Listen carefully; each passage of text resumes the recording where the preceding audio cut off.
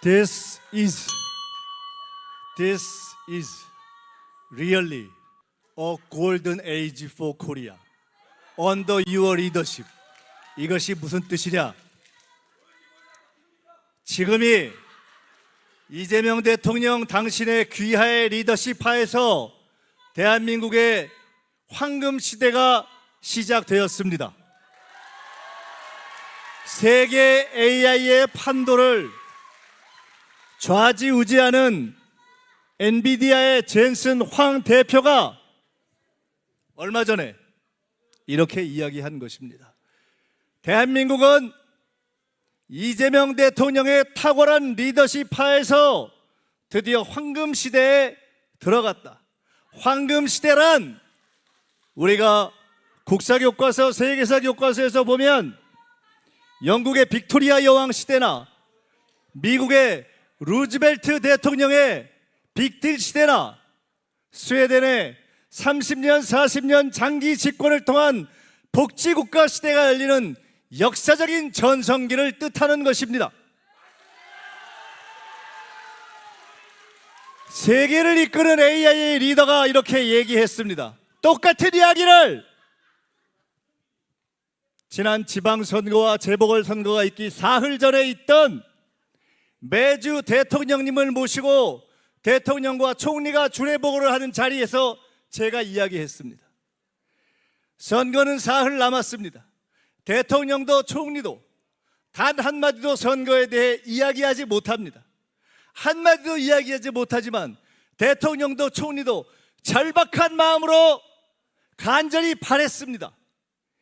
이번 선거를 우리가 선거 시작할 때 모두가 생각했듯이 15대 1의 결과가 나왔다면 우리는 드디어 이재명 정부에서 시작되는 대한민국 역사의 황금기가 시작될 것이 확실하기 때문에 바로 그날 이재명 대통령님도 총리 김민석도 간절하게 승리를 원했던 것입니다. 며칠 후 선거 결과가 나온 이후에 대통령께서는 기자간담회에서 이렇게 말씀하셨습니다. 이겨야 할 곳을 이기지 못하고 그래서 그 선거 결과에 대해 죄송하다고 정부와 여당과 정부, 여권 전체에서 최초로 사과하시고 선거에 대한 본인의 마음을 이렇게 표현하셨습니다. 며칠 동안 표정 관리가 안 됐다.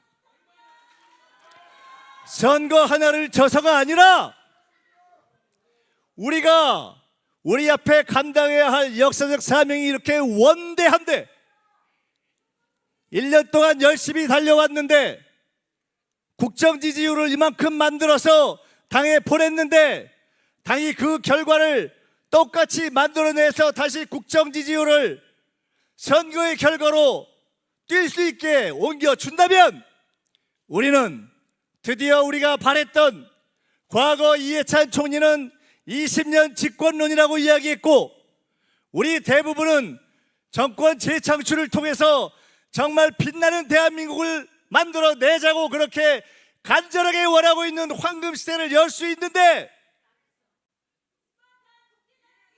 결과는 표정 관리가 안 되는 결과가 나온 것이 없습니다. 여러분, 분석은 여러 가지여도 좋습니다. 대안도 여러 가지여도 좋습니다. 그러나 적어도 대통령과 뜻을 함께하는 동지라면, 당과 정의 하나라면 대통령과 정부가 얼마나 간절하게 승리를 원하고 있었는지, 이 결과가 얼마나 우리에게 고통과 낭패를 안겨줬는지 그 정도의 공감은 있어야 할 것 아닙니까?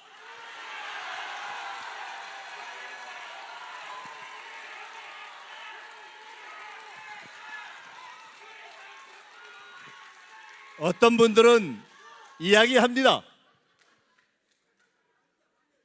부처의 마음으로, 예수의 마음으로 저주를 포용하라. 김대중에 대한 저주를, 이재명에 대한 비난을 다시 부처의 마음으로 포용하라. 그리고 반명이라는 규정이 분열주의라는 규정이 분열주의다. 반명이라는 규정이 분열주의라는 규정이 잘못됐다. 그것이 갈라치기다. 그렇다면 그 이전에 있었던 ABC의 분열은 누가 먼저 갈라쳤습니까?